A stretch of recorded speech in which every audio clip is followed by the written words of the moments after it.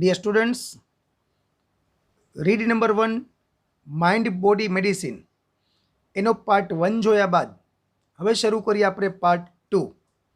Part 1માં આપણે જોયેલું હતું કે આપણા શારીરિક અને માનસિક એ બે પ્રકારના રોગો કઈ રીતે થાય છે એનો અભ્યાસ આપણે કરેલો.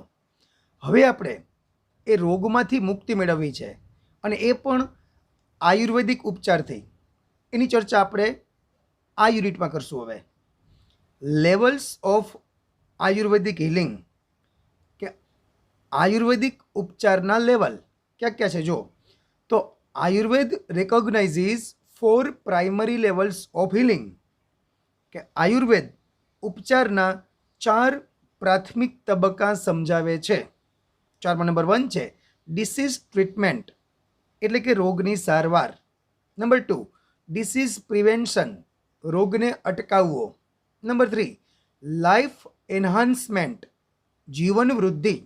નંબર 4 છે અવેરનેસ ડેવલપમેન્ટ, જાગૃતતાનો વિકાસ.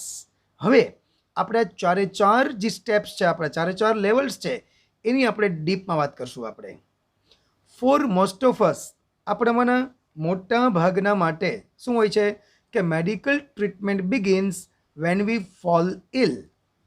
આપણે બધાને કેવું હોય છે કે આપણી ડાક્ટરી સારવાર શરૂ થાય ક્યારે? કે જ્યારે આપણે માંદા પડીએ ત્યારે. આ તો બરાબર જ છે ને કે બહુ રહેવાતું ના હોય ને તો જ આપણે લગભગ દવાખાને જાય ને તો જ આપણે ટ્રીટમેન્ટ શરૂ કરીએ.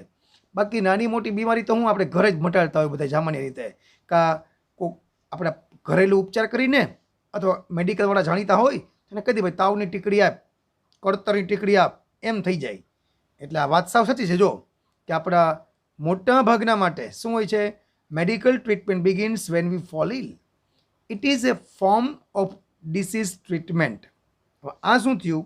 આ તો એક સારવારનું શું થયું, એક પ્રકાર થયું. આ ડિસીઝ થઈ ગયો છે, આપણને એની ટ્રીટમેન્ટ શરૂ કરી, બરાબર. આપણે એટલે કે શું કહેવાય એને મતલબ કે response to A condition that has already અકર્ડ, કે જે થઈ ચૂક્યું છે તેના જવાબ રૂપે, તેના રિસ્પોન્સ રૂપે આપણે શું કર્યું? ડિસીઝ ટ્રીટમેન્ટ કરી. મતલબ રોગ તો થઈ ચૂક્યો છે ઓલરેડી, આપણને રોગ થઈ ચૂક્યો છે, આપણને એના રિસ્પોન્સ રૂપે શું શરૂ કર્યું? આપણે ડિસીઝ ટ્રીટમેન્ટ શરૂ કરી. આપણે it aims at fixing something already broken.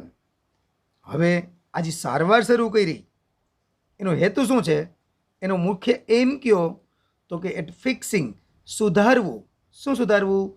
Something already broken, મતલબ જે ખરાબ થઈ ચૂક્યું છે. આમ તો બ્રોકન તૂટવું થાય, ભાંગવું થાય, અહીંયા એવો મતલબ નથી લેવાનો. આપણે જે ખરાબ થઈ ગયું શરીરમાં આપણા, એને સુધારવાની કોશિશ છે.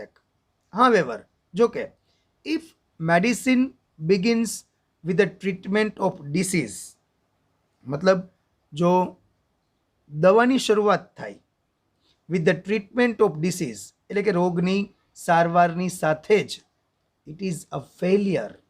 તો ખરેખર આ એક નિષ્ફળતા જ છે. શું કામે? Because the disease is already harming us. કારણ કે જે રોગ થઈ ગયો છે આપણને, એ તો આપણને નુકસાન પહોંચાડી જ રહ્યો છે. રોગ થઈ ગયો છે ને દવા લઈ છીએ આપણે, સાંભળજો બરાબર. તો આપણે જે દવા લઈ છીએ આપણે, એ તો ચાલુ જ છે આપણી, છતાં પણ જે રોગ છે એ આપણને નુકસાન પહોંચાડી રહ્યો છે. શા માટે? તો કે આપણે રોગ થઈ ગયો ત્યારબાદ જ આપણે મેડિકલ ટ્રીટમેન્ટ શરૂ કરી છે. એટ ધીસ સ્ટેજ, આ તબક્કે, we are left with no option but using drugs and surgery which may have many side effects in long run. At this late stage, આ અંતિમ તબક્કે, અંતિમ તબક્કો એટલા માટે કીધો કે સખત તાવ આપણને આવી ગયો હોય, હવે રહેવાય એવો નથી બરાબર આપણાથી, તો ફરજિયાત આપણે દવા લેવી જ પડે. મતલબ આ અંતિમ તબક્કે we are left with no option, મતલબ કે આપણી પાસે બીજો કોઈ ઓપ્શન બચતો નથી. એક જ ઓપ્શન કયો છે? But using drugs and surgery.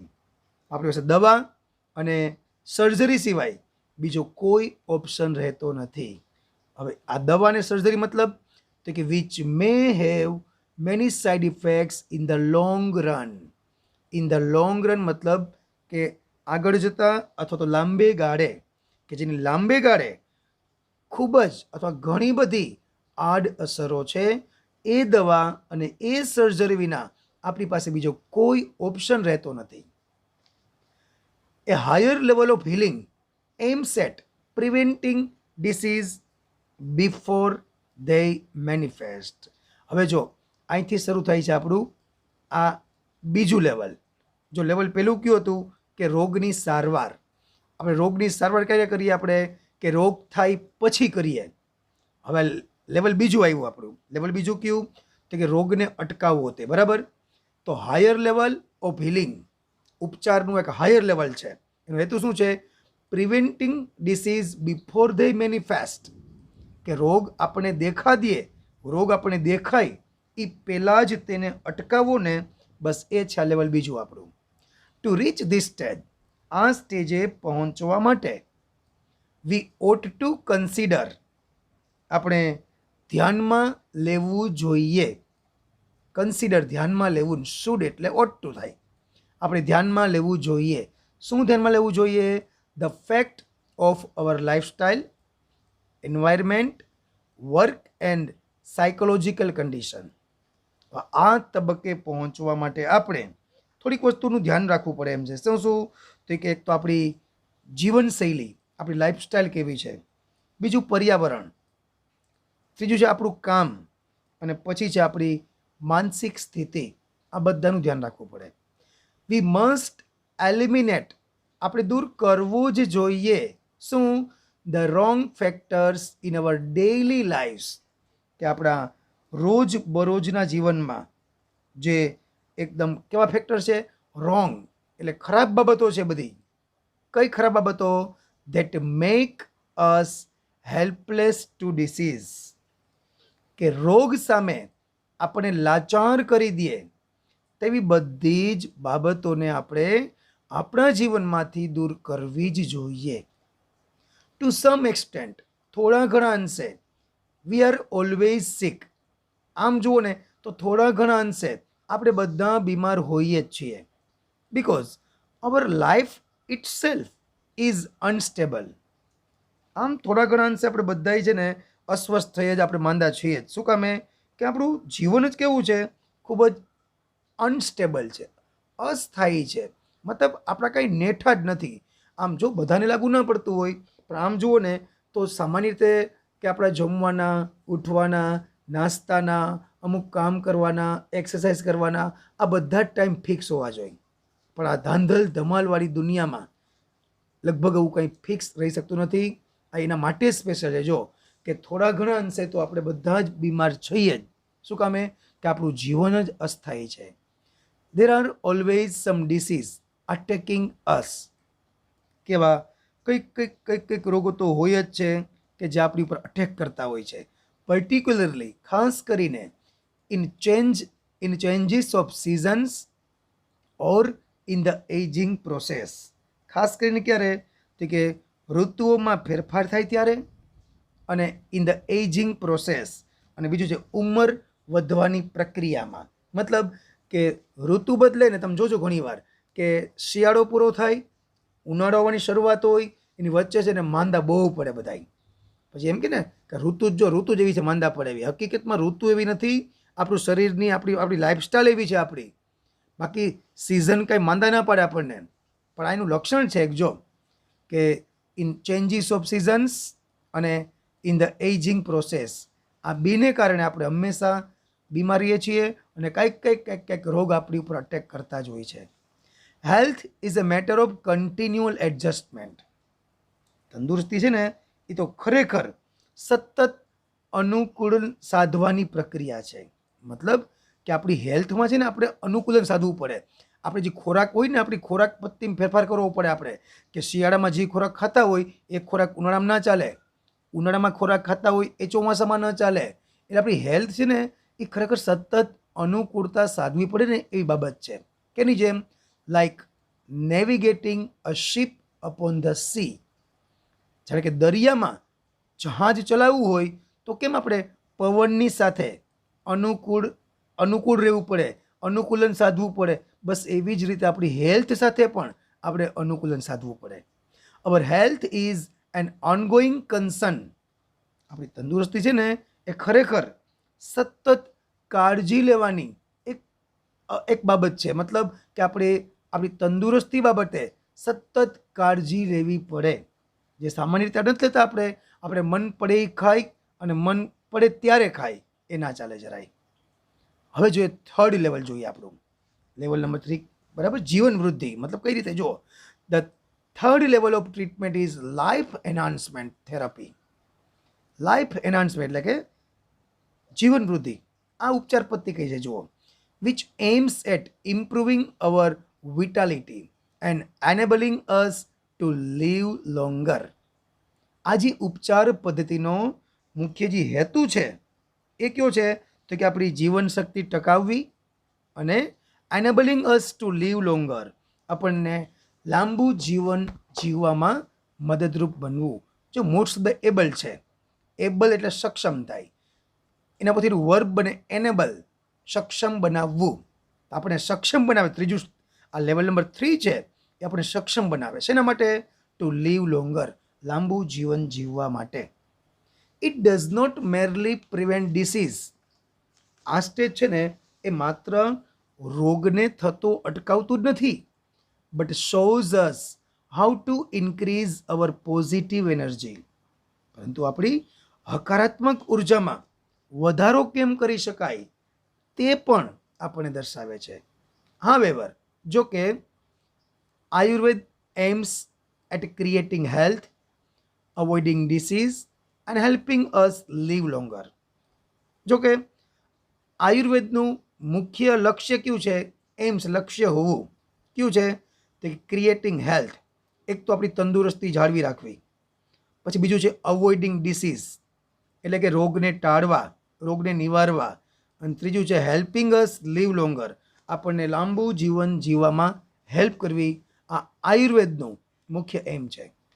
આ વાત કરીએ આપણે લેવલ નંબર 3, લાઈફ એન્હાન્સમેન્ટ. હવે વાત કરીએ લેવલ નંબર 4, એ છે આપણી awareness development. The fourth level of Ayurveda healing is awareness development. મતલબ જાગૃતતાનો વિકાસ. એટલે શું? જોઈએ આપણે અંદર. જો હવે this requires a spiritual approach to life. આ આપણે સમજવું હોય ને તો આમાં આપણે સ્પિરિચ્યુઅલ અપ્રોચ એટલે કે આધ્યાત્મિક અભિગમ એ જાણવો ખાસ જરૂરી છે. To be healthy is important. કે તંદુરસ્ત રહેવું ને તો અગત્યનું છે જ, but health is not an end itself. પણ તંદુરસ્તી એ પોતે જ કંઈ અંત નથી. આપણે તંદુરસ્ત થઈ ગયા લો, બસ એટલું જ પૂરતું નથી. It is not enough merely to prolong our lives and have better energy to do the things we want. It is not enough. It is not merely enough. મતલબ merely એટલે માત્ર, એ માત્ર પૂરતું નથી. શું? ટુ પ્રોલોંગ અવર lives, કે આપણું જીવન લંબાવવું. આપણી ઉંમર લંબાઈ ગઈ, બરાબર, આપણે આયુર્વેદને ફોલો કર્યું આપણે તો આપણું આયુષ્ય વધી ગયું, હાલો. એન્ડ હેવ બેટર એનર્જી, આપણામાં ઉર્જા પણ એવી આવી ગઈ. શેના માટે? To do things we want. મતલબ આપણે જે પણ કામ કરવું છે એ કામ માટે આપણી પાસે પૂરતી ઉર્જા આવી ગઈ, આપણું જીવન પણ લાંબુ થઈ ગયું. આમ આટલું પૂરતું નથી. વી ઓટ ટુ કન્સિડર, આપણે ધ્યાનમાં લેવું જોઈએ. શું? What we are using our energy for and why. બહુ મસ્ત છે. જો આપણે આપણી શક્તિ શાના માટે વાપરીએ છીએ એ પણ આપણે ધ્યાનમાં રાખવું જોઈએ. જો બરાબર, ફરી જોઈ લ્યો.